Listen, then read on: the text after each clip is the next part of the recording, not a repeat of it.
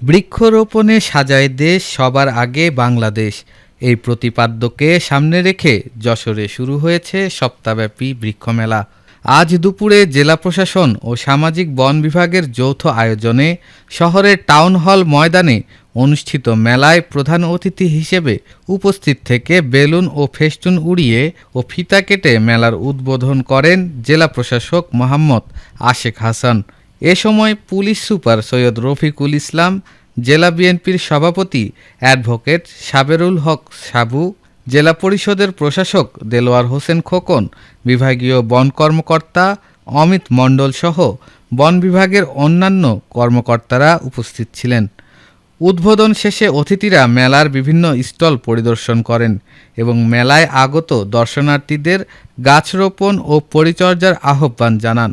এছাড়া পরিবেশ সচেতনতা বৃদ্ধির লক্ষ্যে উপস্থিত ২০০ জন শিক্ষার্থীর মাঝে বিনামূল্যে বিভিন্ন প্রজাতির গাছের চারা বিতরণ করা হয়।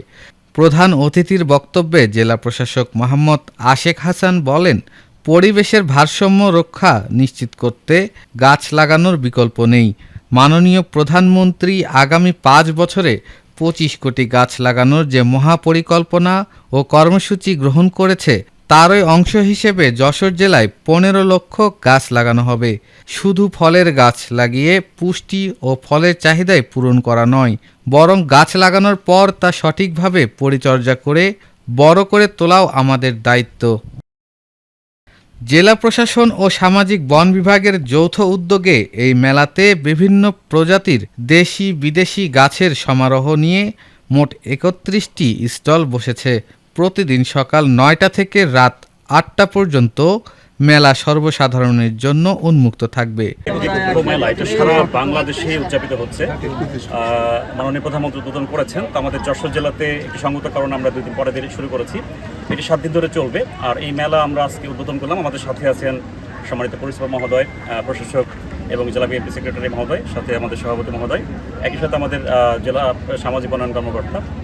তো আমরা যেটা আসলে আপনাদের উদ্দেশ্যে বা জনগণের উদ্দেশ্যে বলা, সেটা হচ্ছে যে বৃক্ষ মেলার প্রয়োজনীয়তা আমরা কিন্তু আগে থেকে দেখছি। আমাদের ছোটো সময় যখন দেখতাম যে বৃক্ষ মেলাতে আমরা নিজেরা গাছ কিনতাম, গাছ কিনে রোপণ করতাম, তো সেটি মাঝখানে একটু করে ক্ষয়িষ্ণু হয়ে গিয়েছিল। তো আমরা নতুন করে শুরু করা হয়েছে।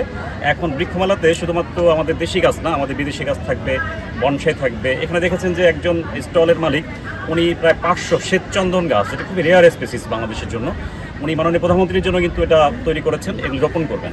আপনারা জানেন যে মাননীয় প্রধানমন্ত্রী ঘোষিত আছে ৫ বছরে ২৫ কোটি বৃক্ষ রোপণ করা হবে।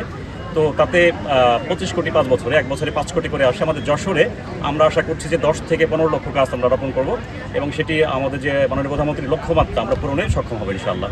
তো বৃক্ষ মেলাটি আমাদের ৭ দিন ধরে চলবে। আশা করছি যে হয়তো বাড়ানো লাগতে পারে। আজকে প্রথম দিন, হয়তো অনেকে আসতে পারেনি, আমাদের আজকে আবহাওয়াটা প্রতিকূল ছিল জানেন। তবে এটি গাছের জন্য অনুকূল পরিবেশ, বৃষ্টি গাছের জন্য ভালো, আমাদের জন্য যদিও প্রতিকূল হয়েছে।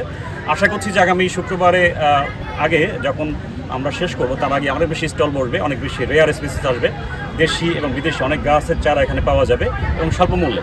একই সাথে আমরা সবাই এখানে আমরা যারা আছি, আমাদের এই জেলা পর্যায়ে আমরা যারা কাজ করছি, সবাই আমরা এখান থেকে বৃক্ষের চারা রোপণ করবো এবং বিতরণ করবো ইনশাআল্লাহ।